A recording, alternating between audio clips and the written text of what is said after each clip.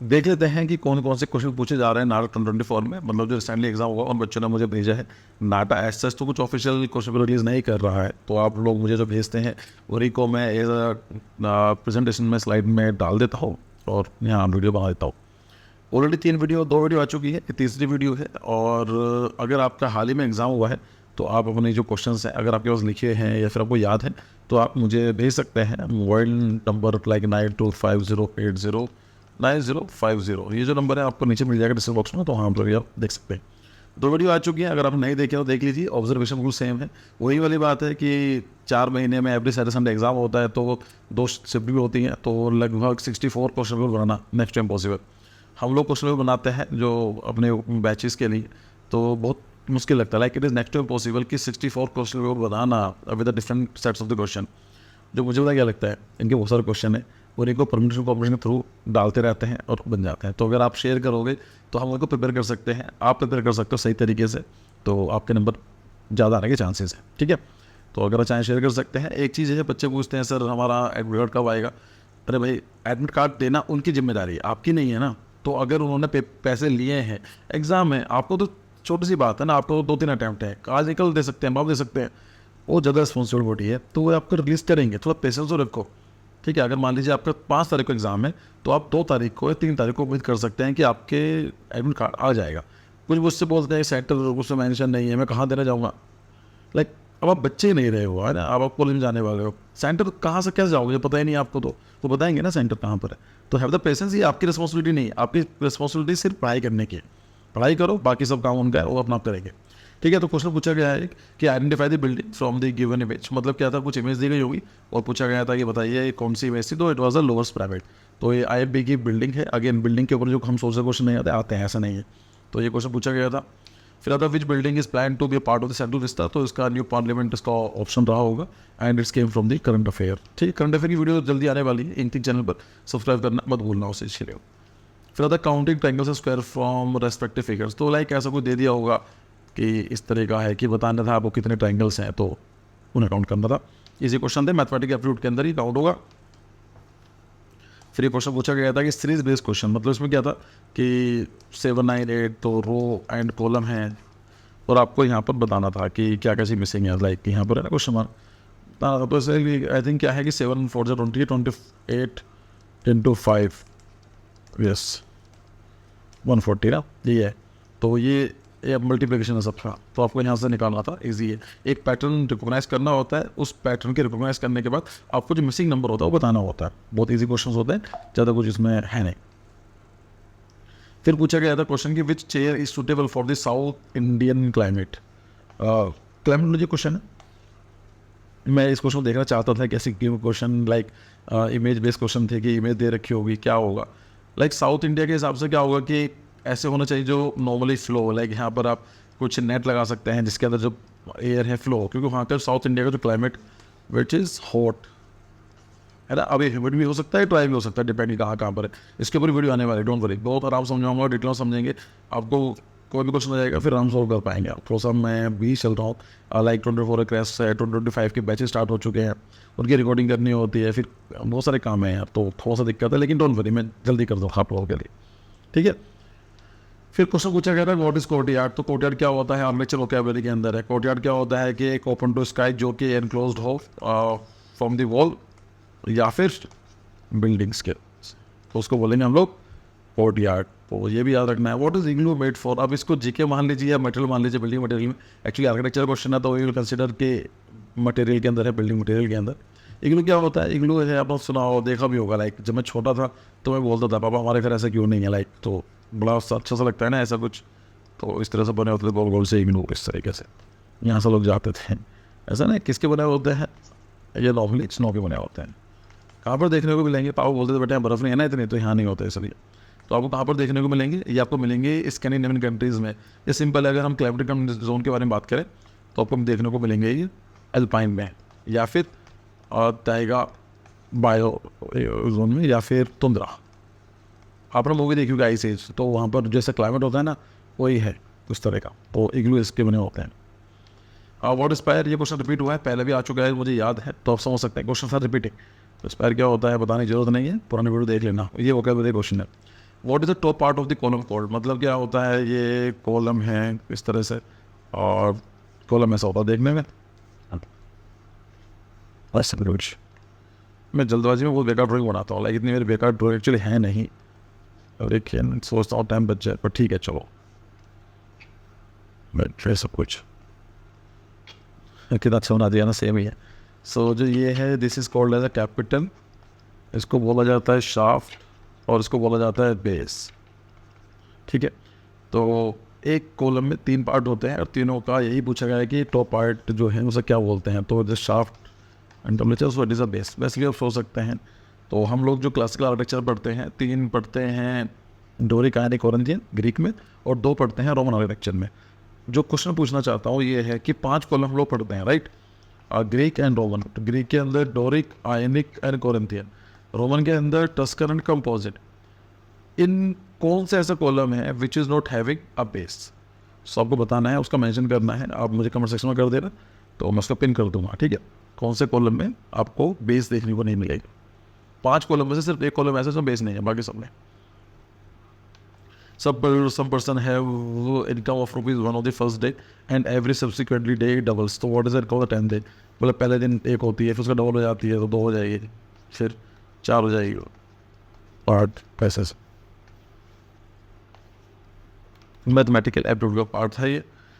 If A project start on 15th May and complete in 100th day, which day it will complete, तो date मतलब बताना था कि आपको अगर 15 मई से काम स्टार्ट होता है और 100 दिन लगते हैं तो कौन से दिन कंप्लीट होगा, ठीक है। तो 15 मई सही है, 15 मई को मेरा बर्थडे है,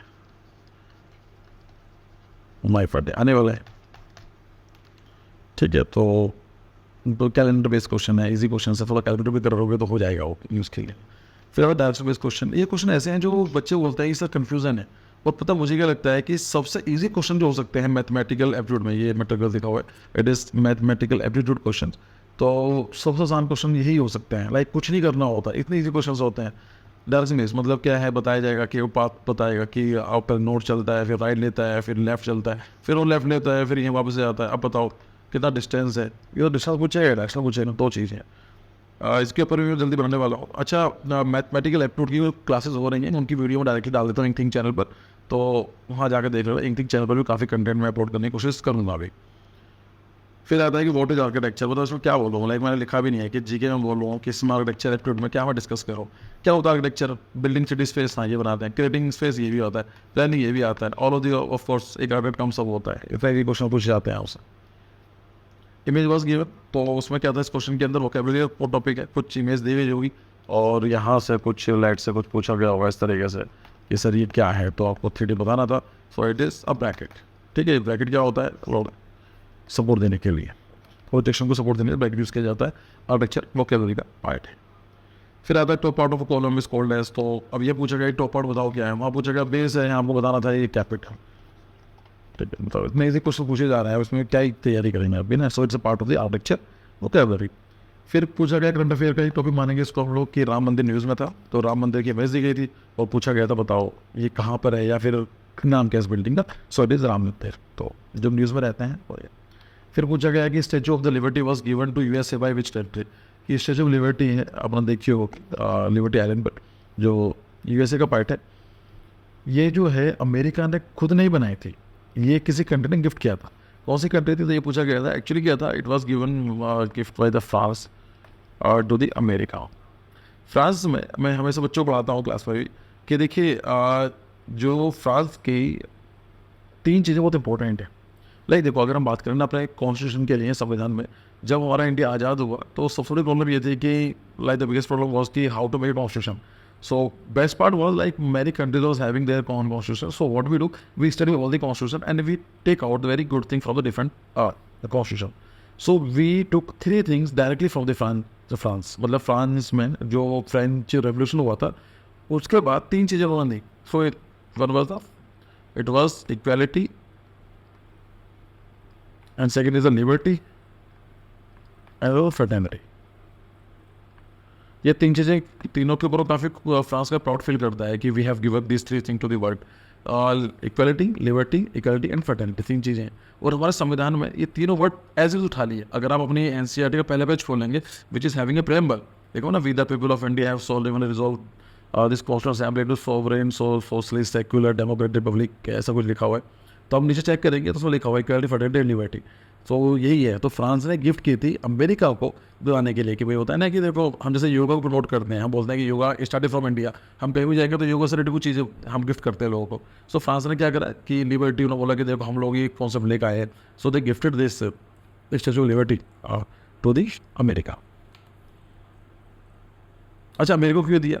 देखो उस टाइम की अगर बात समझेंगे आप, जब जो पॉलिटिक्स समझेंगे, सो ब्रिटेन और फ्रांस दोनों ही सुपर पावर हुआ करते थे उस टाइम की बात कर रहे हैं हम लोग। And they were like in competition all the time, हमेशा कॉम्पिटिशन में रहते थे। इवन इंडिया में जब इंडिया में आए हुए लोग, तो फ्रांस और ब्रिटिश के बीच में लड़ाई होती रहती थी। ठीक है, करंट वॉर्स बोलते हैं उनको, शायद उन्होंने पढ़ा होगा। तो America was a colony of the Britain. France चाहता था कि अमेरिका पर कंट्रोल करना। तो ये होता है ना, दुश्मन का दुश्मन दोस्त होता है। तो ये बोला कि अच्छा, ब्रिटिशर्स के साथ आपकी नहीं बनती है, अमेरिका की नहीं बनती, तो आपस में हेल्प करें। चार्ल्स ल्यूइस 16 वर्षर हुआ और अपनी आर्मी भेज दी उसने सपोर्ट करने के लिए। और बड़ी बात लगा कि कुछ दिनों के बाद ही उसको ही ग्लूटन कर दिया गया था। आपने से पढ़ा होगा उसके बारे में, छो। So statue of liberty was given by the France to the America. ये बता, एक कॉन्सेप्ट तब भी न्यूज़ में था जब हमारे यहाँ पर इंडिया में स्टैचू ऑफ यूनिटी बनाई गई थी, है ना, वल्लभ भाई पटेल जी की जो बनाई गई थी। तो ये बोला गया था कि तब लोग कुछ ये डिमांड कर रहे थे कि देखो ऐसा अमेरिका में भी तो है। तो उसने बताया कि भाई अमेरिका ने खुद पैसे खर्च नहीं करे, it was given as a gift. तो अगर इंडिया गिफ्ट मिलता ठीक है, लेकिन कोई भी कंट्री इतने पैसे खर्च नहीं करेगी चीज़ों के ऊपर। फिर ये कहता है कि ग्रेवल का टेक्सचर दिया था और पूछा गया था आपसे कि हार्ड है, सॉफ्ट है, रफ है। एक ऑप्शन और था जो बच्चों को याद नहीं रहा। तो टेक्सचर के ऊपर क्वेश्चन पूछे जा रहे हैं, so it is a material question. फिर पैसेज पूछे गए थे, एक पैसेज दिया गया था और 2 क्वेश्चन उसके ऊपर, लाइक उस पैसेज को पढ़ना था और वहाँ से इंफॉर्मेशन गैदर करके आपको 2 क्वेश्चन के जवाब देने थे। देन दी मैथमेटिकल एप्टीट्यूड्स के अंदर आया था question related to the profit and loss, कि वही cost price and selling price, CP और एसपी क्वेश्चन आता है, इजी क्वेश्चन होते हैं। सरफेस काउंटिंग के क्वेश्चन पूछा गया था, लाइक कुछ दे दिया होगा फिगर इस तरीके से। अब वो क्या दिया गया था तो बच्चों को पता होगा, खैर इस तरह का दे दिया गया होगा। पूछा गया बताइए कितने काउंट, 1 2 3 ऐसा काउंट करने थे, इजी क्वेश्चन पेपर रहा होगा। वॉट इज ग्रीन आर्किटेक्चर, पता है ग्रीन आर्किटेक्चर क्या होता है? सिंपल ऐसा आर्किटेक्चर जो देखने में ग्रीन हो, है ना, विच लुक ग्रीन। ये क्वेश्चन एक्चुअली पूछा गया था जेई पेपर 2 के अंदर भी। तो ऐसे ऑप्शंस आते हैं, लाइक बहुत ही पचकान टाइप क्वेश्चन आते हैं। अब 12वीं क्लास के बच्चे तो पूछ रहे हो कि भाई ग्रीन आर्किटेक्चर क्या होता है। ग्रीन आर्किटेक्चर मतलब वही है जो इन्वायरमेंट को नुकसान ना पहुंचाता हो। ऐसे ऑप्शंस आते हैं लाइक वहाँ पर कि the architecture which is having green colour, ऐसा सब ऑप्शन पूछे जाते हैं। तो बनाया रहा तो है ना एग्जामिनर को भी, क्या बनाएंगे ग्रीन आर्किटेक्चर के ऊपर, ऑप्शंस क्या बनाओगे? एक तो सही दे दोगे, 3 कैसे गलत के बनाने होंगे। फिर क्वेश्चन पूछेगा which direction do you get most uncomfortable glare, तो कौन सी डायरेक्शन से मोस्ट अनकंफर्टेबल ग्लेयर आती है? तो एक क्वेश्चन नंबर 4 में था, तो east, north, east, west, south, इसके बाद बात की गई थी। तो ये जो है क्लाइमेटोलॉजी का पार्ट है, इजी क्वेश्चन था कि आपको समझना पड़ेगा कि ईस्ट में सनलाइट कैसी आती है, वेस्ट में कैसे, उस चार्किंग कैसे आती है। फिर ये अच्छा 2 नंबर का क्वेश्चन है, 4 नंबर कुछ बच्चे ने बताया भी है कि सिर्फ 2 नंबर पूछे गए थे 4 नंबर में, तो जिससे कि आपको आइडिया लग सके कैसे क्वेश्चन पूछे जाते हैं। 4 नंबर 4 नंबर में मैंने डाल दिया। और sum of 120 rupees divided amount by ABC, मतलब 120 रुपये को डिवाइड करना है ABC में। ए शेयर इज 20 रुपीज़ मोर, तो ए का जो है वो मोर देन बी। तो अगर बी का x है तो इसका कितना होगा, x + 20 है, more than B and 20 rupees less than C. तो ये कितना है, इसका अगर है तो x - 20 यहाँ पर है, इनको ऐड करेंगे तो 120 जाएगा, लाइक सिंपल जो भी है। तो बी का शेयर निकल जाएगा। फिर बताया कि यह प्रोजेक्ट, अच्छा ओके, ये दोबारा क्वेश्चन रिपीट हो गया है 15 में वाला, 4 नंबर पूछा गया था क्वेश्चन है। एवरेज ऑफ स्पीड, मतलब ये पूछा गया था कि गाड़ी है, ट्रेन चलती है, ए से लेकर बी तक जाती है, उसकी एवरेज 45 किलोमीटर पर आवर रही होगी। फिर बी से लेकर सी तक जाती है, उसकी स्पीड 60 किलोमीटर पर आवर रही होगी। तो ए से और सी के बीच में टोटल एवरेज कितना रहा, ये निकालना था। इसी क्वेश्चन 2 नंबर में। फिर पूछा गया computer is written as a, like इस तरह से एक कोडिंग दी जाती है, COMPUTER, फिर आपको REUVQNPL, इनमें देखना था क्या है, शायद घुमा फिरा कुछ ऐड होते चले जाते हैं। उसी का सेम फॉर्मूला ये सेम मेडिसिन में लगाना होता है। इजी क्वेश्चन होते हैं ये भी, कोडिंग के आगे रीजनिंग के क्वेश्चन है। 2 नंबर के थे find the number of the square. तो आई थिंक इसमें जो मुझे बच्चे ने बना कर भेजा भी थे, लाइक कुछ बच्चे ने मेहनत भी करते हैं कि बना कर भेजते भी हैं। तो शायद ऐसा कुछ क्वेश्चन था, अगर मैं सही हूँ, राइट, कुछ भी हो सकता है, मुझे पता नहीं है, मैं याद कर पा रहा हूँ, तो ऐसा कुछ क्वेश्चन था। तो पूछा गया था कि find the number of the square, तो कितने स्क्वायर होंगे, तो ऑफकोर्स यहाँ 1 2 3 4 ही थे, और तो कहीं से दिखाई नहीं दे रहे हैं मुझे, नहीं एक सेकेंड, तो यहाँ पर है। और अगर देखेगा तो ये भी काउंट किया जा सकता है, लेकिन अगर बीच में ऐसा नहीं तो हम वो लोग काउंट करने का डिपेंड करता है कि ऑप्शन में कितने नंबर लिखे हैं, तो उसके हिसाब से ना। So this is the end of paper. जो क्वेश्चन मुझे मिले मैंने आप शेयर कर दिया। अगर आप लोगों ने पेपर दिया है तो मुझे भेज दीजिएगा, मैं उसको स्लाइड में बनाकर और बच्चों के साथ शेयर कर दूँ। तो इसी तरीके से आप वही है कि open to take open to give वाला फॉर्मूला है, जितना आप लोगों के लिए हेल्प करोगे तो आपको इतनी ही हेल्प होगी, ठीक है। ऐसे मेरा कोई बेनिफिट नहीं है, तो आप लोगों का ही है।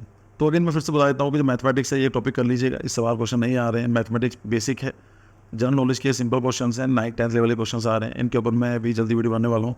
यार मेरे वीडियो तो बहुत सारे बनानी होती हैं, लेकिन वही चक्कर है ना कि थोड़ा सा प्रॉब्लम है, थोड़ा मैनेज करना है ऑल दिस थिंग।